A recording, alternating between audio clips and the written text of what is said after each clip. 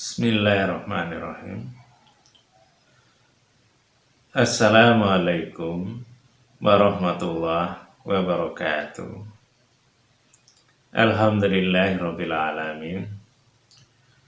Wassalatu wassalamu ala asrofil anbiya'i wal mursalin wa ala alihi wa ashabihi ajmain. Saudaraku sekalian, pada kesempatan kali ini masih melanjutkan tema yang lalu, yaitu tentang cara Allah mendidik hambanya agar menjadi hamba Allah yang lebih baik. Dan cara Allah itu luar biasa, yaitu dengan cara diberikan banyak ujian, diberikan sebuah keadaan yang kadang sangat tidak enak, penuh penderitaan, penuh kedukaan, bisa seperti itu. Sehingga kalau kita itu tidak berpikir bahwa Allah itu Maha Pengasih, Maha Penyayang, Maha Adil, Maha Bijaksana, Maha Baik, dan Maha yang baik, yang lainnya yang banyak. Kalau keimanan, keyakinan kita kurang, maka yang kita lakukan atau yang kita ucapkan baik dalam hati, dalam pikiran, atau dari tutur kata kita, mungkin ya keluhan, cacian, makian. Umpamanya kalau mendapatkan yang tidak enak, penderitaan demi penderitaan, kalau kita tidak berpikir tentang Allah yang Maha tadi, ya mungkin yang keluar ya itu tadi, kata-kata yang umpamanya, kenapa Allah memperlakukan saya seperti ini, kenapa saya susah, kenapa saya banyak masalah, kepada hidup saya itu selalu aja banyak halangan, banyak kekurangan, kapan bahagianya, umpama seperti itu. Itu kalau kita tidak memahami dengan baik tentang Allah, bahwa Allah itu mentakdirkan apa saja kepada kita itu sebenarnya di dalamnya banyak kebaikan-kebaikan. Karena cara Allah seperti itu, dan itu sudah dicontohkan banyak kisah-kisah, diantaranya di dalam Al-Quran, seperti kisahnya Nabi Ibrahim dengan istrinya dan anaknya Nabi Ismail waktu masih kecil, masih bayi. Cobalah bayangkan, Nabi Ibrahim diperintahkan oleh Allah untuk pergi di suatu tempat yang tidak ada manusia, tidak ada apa-apa di situ. Yang saat ini ya Mekah itu, yang tandus, kering, tidak ada air. Ya sebagai seorang istri, ya gimana rasanya? Seorang istri perempuan yang lemah, punya anak kecil, terus ditaruh di situ, terus ditinggal. Siapa yang enggak mungkin sedih, sakit hati, dan lain-lain sebagainya. Istilahnya salahnya apa, kan seperti itu. Tapi ketika tanya kepada Nabi Ibrahim, apakah ini perintah Allah? ketika dijawab memang itu perintah Allah, baru dia yakin kalau yang namanya perintah Allah pasti itu yang terbaik, pasti ada hikmahnya. Tidak mungkin Allah itu mendolimi hambanya sedikit pun, tidak akan. Maka dia lakukan dengan kesabaran, dengan keyakinan bahwa ini yang terbaik untuk dia. Nah itu seharusnya kita juga seperti itu. Kalau kita itu diberi oleh Allah sesuatu yang kayaknya tidak enak seperti tadi, seperti Nabi Ibrahim dengan istrinya. Setelah tahu istrinya nggak menyalahkan Nabi Ibrahim, tidak mengatakan seorang Nabi kok nggak bijaksana, Nabi kok nggak pengasih penyayang, Nabi kok keterlaluan, umpamanya. Nabi apa itu? Umpama. Kan tidak. Tapi setelah tahu memang itu perintah Allah, itu yang terbaik. Sehingga tidak perlu marah, perlu memaki, kan seperti itu. Dan contoh yang lain, Siti Maryam, kalau kita manggil orang tua Nabi Isa alaihissalam, itu kan orang baik, orang yang ibadah kerjaannya kan gitu, di mihrab tempat ibadah, seorang gadis. Tapi oleh Allah, atas perintah Allah tadi, malaikat turun menyampaikan berita gembira bahwa Siti Maryam itu dijadikan seorang perempuan yang terbaik di seluruh alam, yang terbaik. Jadi tidak main-main. Tapi apakah yang terbaik itu diberikan harta yang melimpah, rumah yang besar, berikan suami yang ganteng, kan tidak. Tapi apa beritanya? Akan diberikan seorang anak, padahal belum menikah.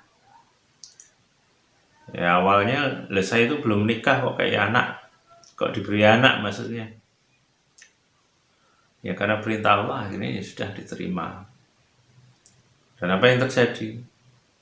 Ya namanya manusia, lingkungan, entah itu orang baik atau tidak, melihat seorang gadis hamil, tidak ada bapaknya, itu seluruh dunia atau kita pun kalau menemukan saat ini seperti itu, ya pasti cenderung, pasti itu dengan siapa, berzina dengan siapa, kan seperti itu. Bahkan mungkin mencelanya, awak gadis baik, suka ngaji, ternyata kelakuannya seperti itu umpamanya. Apakah ya Siti Maryam itu menyalahkan Allah?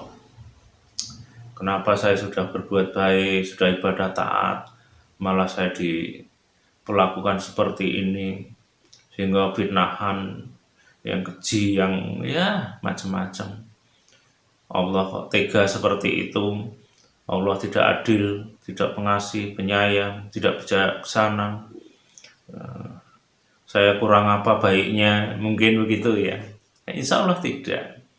Padahal itulah yang terbaik, itu Allah lakukan karena ada sesuatu yang luar biasa yang akan diberikan kepadanya. Kalau Siti Maryam itu tahu, dan insya Allah beliau tahu. Nah itu, kita jangan mudah sekali buruk sangka, mencaci, memaki dengan kata-kata yang buruk ketika kita itu mendapatkan sesuatu yang tidak enak. Padahal boleh jadi itu sebuah pelajaran yang berharga agar kita lebih baik lagi, agar introspeksi, mungkin ada yang salah, keliru, umpama salah satunya apa, yang paling sederhana kesalahan kita itu, mungkin kita itu belum jadi orang yang pemaaf, karena di Al-Quran orang yang takwa itu salah satunya cirinya wal afina anin nas, memaafkan kesalahan orang lain. Kita baru mendengar ini itu orang mungkin menyikapi atau berkata yang miring terhadap kita umpamanya. Kalau kita itu ndak ingat ayat itu atau belum paham, ya mungkin yang muncul cacian, makian, kebencian, ngumbar kata-kata yang ya ndak karuan. Karena nggak ngerti. Tapi kalau kita ngerti ya, ternyata ada ayat kita itu kalau ada orang salah, ya maafkan. Dan bahkan di Al-Imran itu ditambah wa'fu anhu wastaghfir lahum. Jadi ya maafkan dan mohon ampunkan. Kalau ada orang lain yang melakukan kesalahan terhadap kita, kalau itu kan, kita ya alhamdulillah kalau bisa melakukan itu, Allah akan memberi kebaikan. Seperti yang Allah berikan kebaikan kepada Siti Maryam. Karena dengan bisa memaafkan, mendoakan, dan ikhlas karena itu ketetapan Allah, ya boleh jadi kalau dia punya dosa, dosa itu akan pindah kepada orang yang melakukan celaan atau hinaan dan lain-lain. Dan kalau orang lain punya pahala kebaikan, ya bisa jadi kebaikan itu akan pindah kepada Siti Maryam. Jadi kebaikan Allah itu seperti itu kadang-kadang, yang tidak seperti kita bayangkan, tapi dengan cara yang cantik, cara yang unik mungkin bisa seperti itu. Nah itu yang harus kita ketahui. Makanya kalau kita tidak paham itu, ya itu tadi, setiap melihat orang tidak sesuai dengan menurut pikiran kita, bawaannya ya ingin mencela, emosi, kata-katanya ya tidak enak. Karena mungkin ada yang diantara kita itu ya, yang namanya baik itu ya cuman ya bisa sholat 5 waktu tertib baik, sapnya lurus semuanya, bisa puasa, bisa haji, zakat dan lain-lain. Padahal perintah Allah itu banyak sekali dan harus kita lakukan dengan kafah seluruhnya. Nah itu yang kadang tidak kita sadari. Nah, kalau kita sudah tahu dengan contoh-contoh tadi, karena di dalam Al-Quran itu cerita entah itu tentang Nabi Adam, entah itu Nabi Yusuf, entah Nabi Muhammad sendiri, ataupun Siti Maryam tadi, itu kan bukan dongeng. Itu kan sebuah pendidikan, pelajaran, agar kita itu kalau menghadapi persoalan-persoalan yang mungkin sangat tidak enak, yang penuh penderitaan dan lain-lain, kita harus baik sangka bahwa itu ada pelajaran yang ingin Allah sampaikan kepada kita. Hanya saja ada yang diberi pelajaran itu, ada yang tidak paham, sehingga yaitu tadi diberi pelajaran, ada orang yang begini begitu, kita bawaannya emosi, marah, mencela, merendahkan, karena nggak paham. Tapi kalau paham, ya seperti Rasulullah ketika di Thaif dakwah malah diusir, dilempari batu sampai berdarah. Apakah Rasulullah itu terus mengeluh, ya Allah, aku ini telah berusaha dakwah menjalankan perintahmu ya Allah, tujuan mulia baik, kenapa kok nasib saya malah seperti ini, malah diusir, dilempari batu? Kan tidak, karena Rasulullah ya tahu kan itu sebuah pendidikan juga, sebuah pelajaran bagi ya seluruh umat yang nantinya bisa dicontoh. Karena Rasulullah juga ketika diperlakukan seperti itu, sedang malaikat kalau disuruh untuk menimpakan mereka itu gunung umpamanya biar binasa, tapi ya Rasulullah melarangnya jangan, karena mereka seperti itu karena belum tahu. Artinya di situ ada unsur maaf, memaafkan, karena mereka itu belum mengerti, dan bahkan didoakan agar keturunannya nanti jadi orang-orang yang baik. Kan seperti itu. Jadi jangan disalahpahami sesuatu yang terjadi yang tidak enak itu langsung kita berpikir yang tidak. Harus berpikir positif, karena itu masih terkait dengan takdir. Apa yang terjadi itu sudah menjadi takdir Allah kalau sudah terjadi. Dan takdir Allah itu pasti baik, tidak ada yang buruk. Walaupun nampak atau yang kita rasakan itu tidak enak, yang kita rasakan tidak baik. Tapi kalau ingat bahwa itu takdir Allah, itu baik. Sehingga karena itu baik, ya diantaranya ya, Allah menyuruh kita itu memaafkan, bukan membenci. Allah menyuruh kita itu memohon ampunkan, bukan doa untuk mencelakakan, tidak. Insya Allah seperti itu. Dan masih banyak kisah-kisah cerita yang lain yang di dalam Al-Quran diceritakan oleh Allah, yang arahnya hampir sama, sebuah pendidikan untuk kita, yang pendidikan itu kadang-kadang wujudnya sesuatu keadaan yang tidak enak dirasakan, padahal itu sesuatu yang baik bagi kita. Insya Allah seperti itu. Nah, itulah yang harus kita pahami, kita ketahui, kita renungi apa yang terjadi, semuanya itu yang sudah terjadi di kita, di sekitar kita, itu takdir Allah, dan itu insya Allah yang terbaik.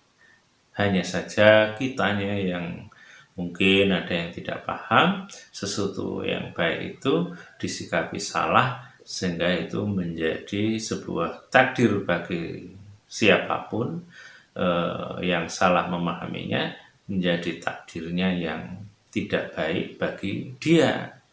Kalau di dalam Al-Quran itu, di dalam surat An-Nisa, ma asobaka min hasanatin faminallah wa ma asobaka min sayyatin faminafsik, yang artinya ya apa saja yang menimpa kamu, kalau itu suatu yang baik, yaitu sebenarnya itu dari Allah. Tapi apa saja yang menimpa kamu kalau itu buruk, yaitu karena kesalahanmu sendiri. Kira-kira artinya seperti itu. Jadi kita harus paham betul, jangan sampai kita itu malah menyalahkan orang lain, karena ada banyak kebaikan-kebaikan itu yang Allah munculkan dari lewat sesuatu yang kayaknya tidak baik. Tapi kalau kita itu bisa menyikapi dengan benar, dengan istilahnya umpamanya sabar. Nah, sabar itu kan menerima sesuatu yang kayaknya tidak baik. Tapi kalau kita sabar, insya Allah itu menjadi kebaikan yang sebenarnya. Salah satunya yaitu tadi, yaitu yang kayaknya nggak baik, yang harus kita sabar kalau mendapatkan orang-orang di sekitar kita yang ya namanya manusia, ada yang enak, ada yang menyebalkan, ada yang ya macam-macam lah insya Allah, dan kita bisa sabar menerimanya dan tidak muncul kebencian, kedengkian, makian atau kata-kata yang tidak pantas sebenarnya diucapkan oleh orang yang baik, yang iman amal soleh. Insya Allah seperti itu. Ini saja yang bisa saya sampaikan. Mudah-mudahan ini bisa menjadi ya pelajaran untuk kita semua, ya untuk saya, agar lebih baik lagi. Kalau ada yang keliru, saya mohon maaf, kepada Allah mohon ampun. Akhirul kalam. Assalamualaikum warahmatullahi wabarakatuh.